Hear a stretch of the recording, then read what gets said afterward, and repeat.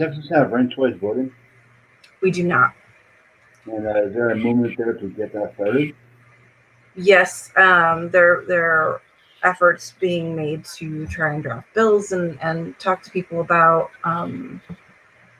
why ranked choice voting is essential. There's a lot of people who still are a little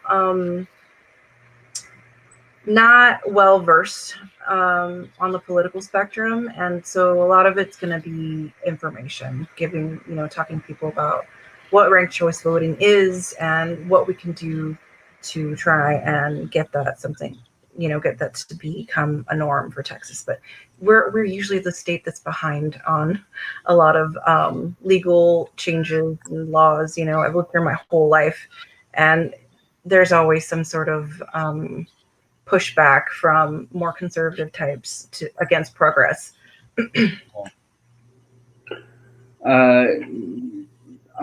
I know that some Greens are still in certain positions, like water conservation. Is that right? I don't know. Are you? What was the question?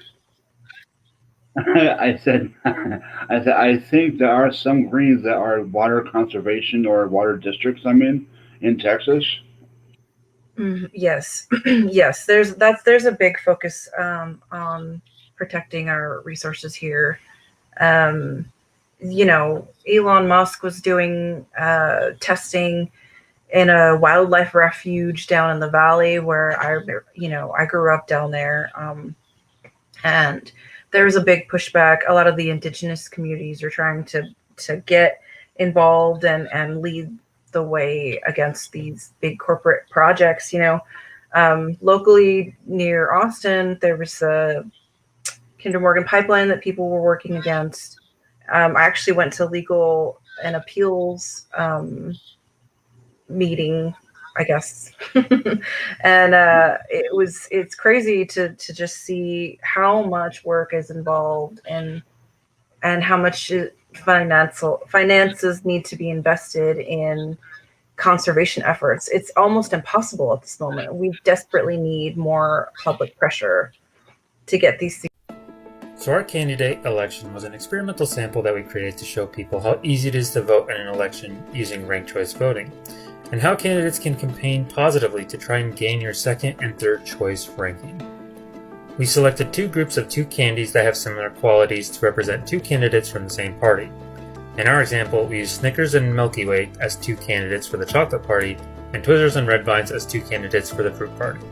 Since these candidates were from the same parties, they would have to make sure that they also campaigned for second choice rankings from the other candidate from their party.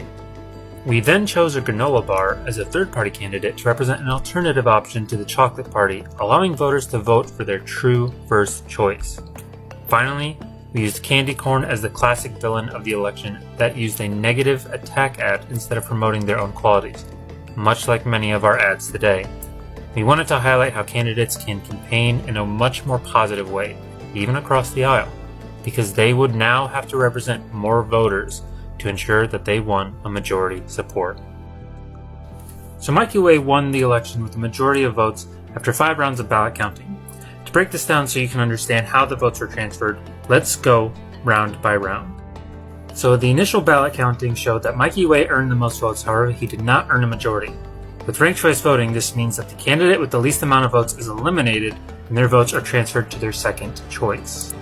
So when CC Colonel is eliminated, the votes that went to him were transferred to Mikey Way because the voters that voted for CC Colonel picked Mikey Way as their second choice. However, as you can see, Mikey Way has still not earned majority support. So the process continues by limiting Scarlet Strips as they are the remaining candidate with the least amount of votes.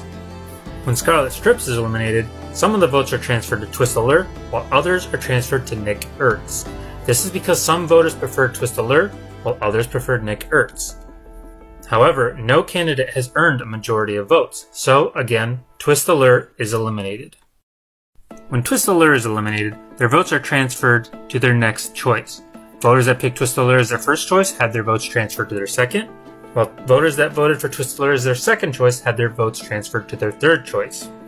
You can see some very interesting data with Crunchy Oat Bar gaining over Nick Ertz, whereas before they were constantly lagging. However, again, no candidate has earned a majority support, so Nick Ertz is eliminated. Finally, with the elimination of Nick Ertz, Mikey Way gains enough votes to become the candidate with majority support, winning him the election. So there you have it. That's how easy it is to run an election using ranked choice voting.